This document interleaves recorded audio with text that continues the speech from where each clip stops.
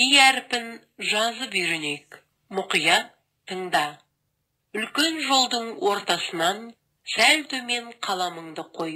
Солдан оңға қарай доға жасай отырып, тік төмен көлбеу сызық жүргіземіз де, жазу жолының астыңғы сызығына жете бере, оңға қарай доға жасай отырып, астыңғы сызыққа тигізе ілгек жасаймыз. Бастапқы ілгектен оңға жылжып, қаламыңды қой да, тік төмен көлбеу сызық түсіреміз. Жазу жолының астыңғы сызығына жете бере, оңға қарай доға жасап, астыңғы сызыққа тигізе ілгек жасаймыз. Жазу жолының үстіңгі сызығына қаламыңды қой. Төмен қарай астыңғы сызыққа тигізе ілгек саламыз. Сызықты жалғастырып, көлбей оңға көтеріп, үстіңгі сызыққа тигізген соң, тағы да ілгек жүргіземіз.